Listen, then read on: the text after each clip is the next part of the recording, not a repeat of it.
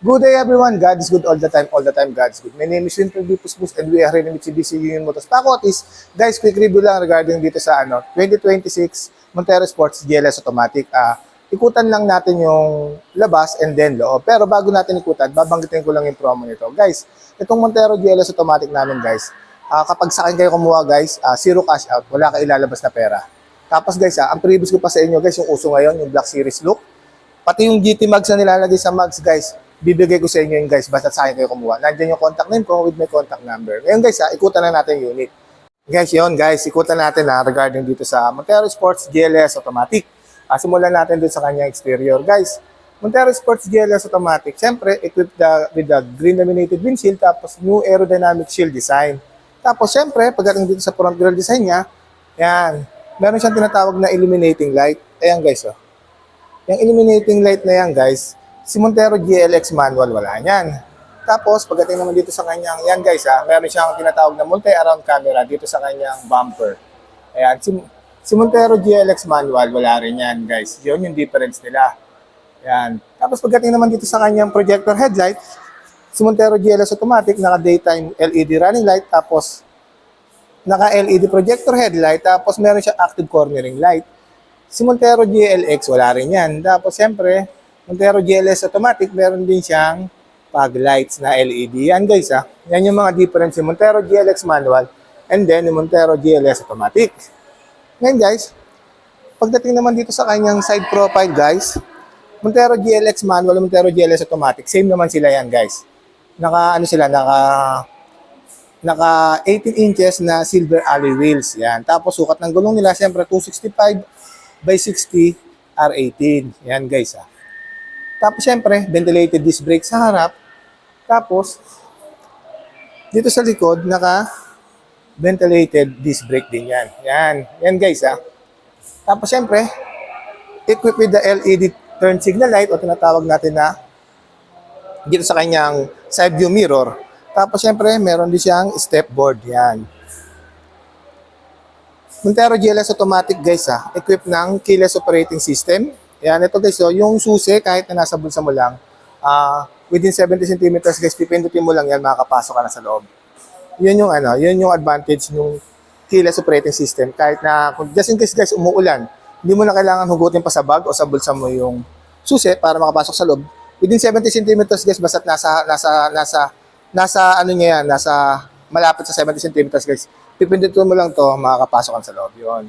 Pero guys, bago tayo pumasok sa loob, siyempre, ikutan lang natin yung dito sa likuran. Yan guys Dito naman sa likuran guys, sa kanyang taillight, combination siya ng LED with bulb type. Yan.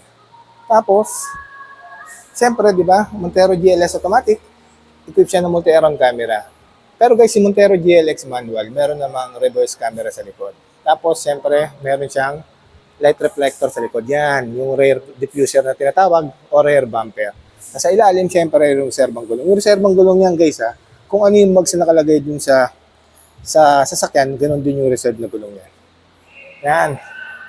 Ayan yung exterior, yung Montero GLS Automatic. Ngayon, guys, pasok naman tayo rin sa loob. Sa kanyang interior naman.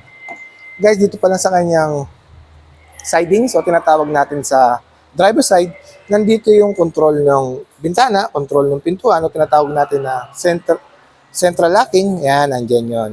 Siyempre guys, ito leather to. Leather with yan, chrome accent. Tapos meron pang piano black finish dito banda. Yan, napakaganda guys, sobrang ganda. Siyempre, Montero GLS Automatic, equipped with the push start. Yan, push start button. Yan. Si Montero GLX manual, twist key lang siya. Alam mo yung susi na disusi. Yun ang ni Montero GLX manual. Tapos siyempre guys, Montero GLS Automatic, equipped ng leather seat with heat guard. Guys, kapag ka naka-leather seat with heat guard ka, nililesen yan yung init. So, ang benefits nun guys, siyempre, kapag ka, di ba yung iba mga naka-leather seat, mainit, tapos pag mainit ang panahon, tapos mainit pa yung naka-leather seat. Ngayon guys, kasi with heat guard siya, kaya nililesen niya yung init. Tapos siyempre guys sa kanyang infotainment system, yan guys. Naka-SDA na yan. Smartphone link display audio, Apple CarPlay, and then Android Auto. Tapos guys, sa kanyang, yan guys Tapos syempre, Yan. Sa kanyang aircon system guys, ayan. Single zone auto climate control. Tapos, syempre sa kanyang, ito guys may charging port dito, type A and type C. Tapos, sa kanyang transmission guys, ayan 8-speed automatic to guys 8-speed automatic. Tapos, equip siya ng electronic parking brake with brake auto hold. Yan, oh. Ganda. Tapos, pagdating sa kanyang airbags guys driver side, passenger, and then meron siyang side airbags. Tapos guys, dito, steering wheel. 3-spoke leather wrap to 3-spoke leather wrap. Dito sa kaliwa yung audio control. Tapos dito sa kanan yung cruise control. Tapos guys, tilt and telescopic adjustment na. Ito, ayan. Kung anong preference mo. Down, up, tapos forward, backward. Yan. Yan guys, sorry, napindot yung busina.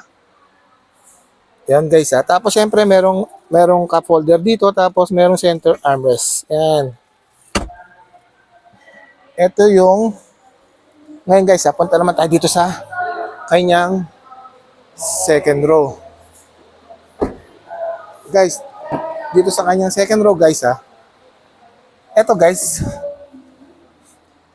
wala nito si Montero GLX manual, yang 220 volts na 150 watts. Tapos syempre, dito yung charging port. Okay? Tapos syempre guys, meron tayong seat belt sa gilid sa second row. Tapos meron din tayong center armrest with cup holder. Ito guys, center armrest with cup holder. Hindi ko lang mahila guys yung Ayan, ayan guys. Ayan. Ay.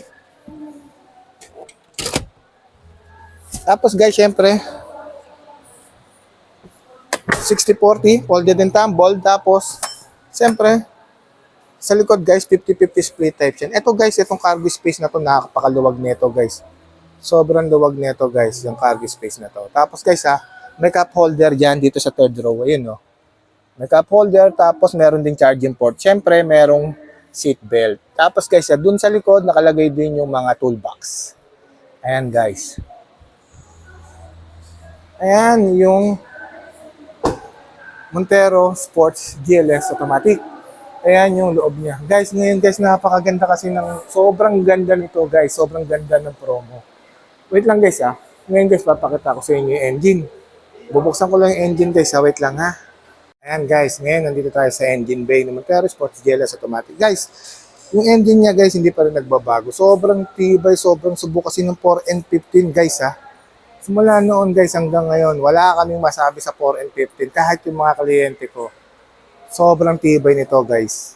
10 years ago guys, ganito pa rin. Napakatibay doon ng 4N15 sabi nila. Guys 2.4 liter, turbocharged direct injection, diesel engine with Maybach. Kapag ka naka-Maybach yung Mitsubishi Innovative Valve Timing Electronic Control System, meron kang tatlong benefits. Siyempre, yung tatlong benefits yung less emission, more power, and then fuel efficiency. Yun ang kaganda kapag naka-Maybach ka. Siyempre, Montero Sports GLS Automatic, equipped siya ng ABS o tinatawag natin na anti-lock braking system. Ayan yun guys, with electronic brake post distribution o tinatawag natin na ABD. Ayan guys Si ABS, ang function nun guys, it prevents wheel lockup on sudden braking. Bigyan ko kayo ng scenario guys. Top speed, nasa highway ka, biglang may tumawid na bata.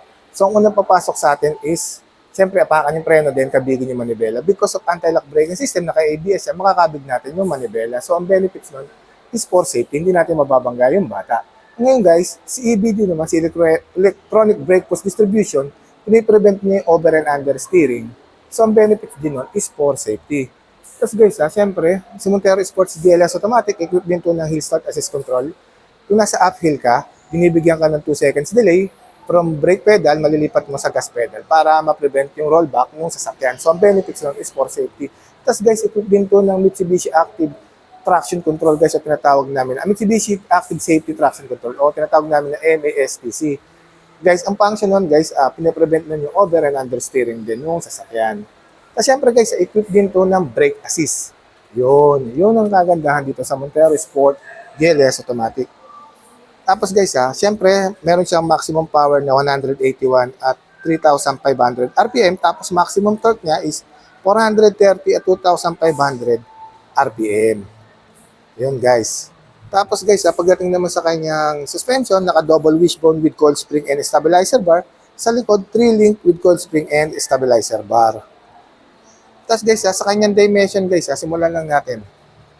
Sa kanyang overall length. Sa overall length niya guys, naka 4,840 millimeter. Tapos, siyempre, overall width niya, 1,815. Tapos, overall height niya, 1,835. Yan guys overall height. Tapos, sa kanyang gross vehicle weight, 218. Hindi, no. Minimum ground clearance niya pala is 218 mm. Gross vehicle weight is 2,710.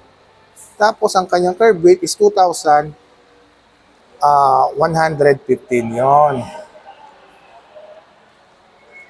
Ayon yung specification ni Montero GLS automatic. Guys, napakaganda ng promo nito, guys. Wala kayong ilalabas na cash out. Wala kayong ilalabas na cash out, guys. Tapos bibigyan ko pa kayo ng Black Series look, guys. Guys, nandiyan yung contact name ko with my contact number, guys. Huwag kayong maya magtanong, PM lang po kayo, guys. Napakamadali ko pong kausap, guys. Yun guys once again, my name is Winfred D. Puspos, ang lagi nagsasabing anumang hirap ang pagdaanan natin dito sa mundo, mananatiling mabuti ang Diyos. Maraming salamat. God bless everyone. Thank you.